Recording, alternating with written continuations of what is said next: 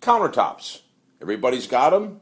Sometimes a little confusing on which one to use. Hi, everybody. Bob Galeese with One Man and a Hammer and OneManandAHammer.com. There are so many selections out there today for countertops that many times my clients ask me, they don't know what to do. They're a little confused. They have laminates, which sometimes people tend to associate with the old laminates when when I was a kid. I don't know how old you are, but from back then, they had the old black lines along the edges, and it always kind of started popping apart. Today, the new laminates today are absolutely gorgeous stuff. Specifically, the one that we use a lot of is the Wilson Art high definition product. Great looking product. Sometimes people can't tell here in the showroom if it's granite or it's laminate. So look into Wilson Art's high definition, and I know that Formica has their own brand of that high definition product. Looks really nice, wears very well, very low maintenance, and the cost is probably about a third or to 50% less than granite or any other solid surface. Then of course you have the wood or butcher block tops. You don't see them too often anymore, but they are making a big comeback.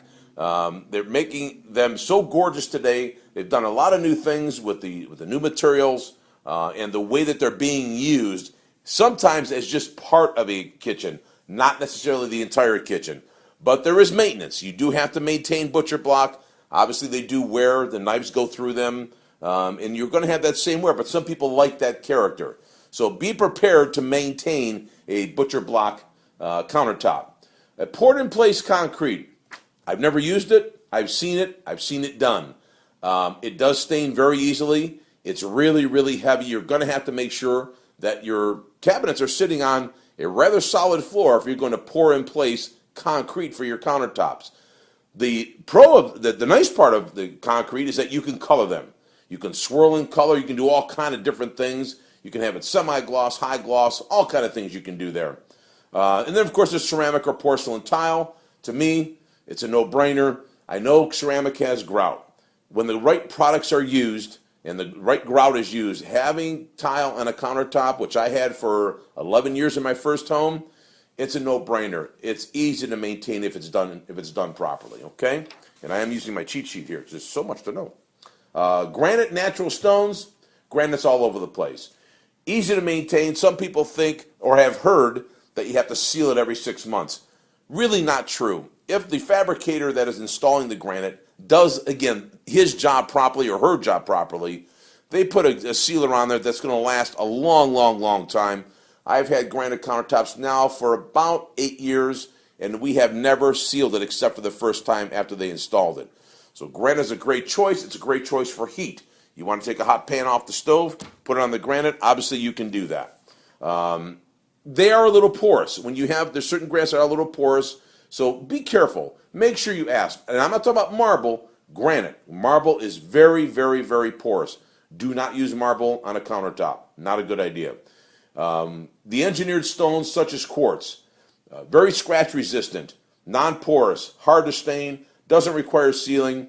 It's not as hard as the stone. It is as expensive as granite is, and you are going to have seams, of course, as with most solid surface tops. And the one thing about the quartz, you cannot take a hot pan off a stove and set it on it. It will melt it because it is made with resins and compressed with the quartz and the granite chips. So you really can't put hot things on top of granite. So bottom line is, with all the choices that are out there today, I know there's something out there that can make everybody happy, whether it's laminate, granite, the quartz, or the man-made or engineered tops, butcher block. There's a lot of things out there. Ask your contractor about the pros and cons. See what he likes, see what he doesn't like, and do your homework. Make sure that your contractor isn't telling you, we don't like that only because he doesn't want to use it or doesn't have a source for it. You may be missing out on something really good. All right, folks, join me this Saturday, 8 a.m. Eastern, for the Home Toolbox Show on WELW.com and the Talk of the Town, AM 1330, WELW in Northeast Ohio. We'll see you then.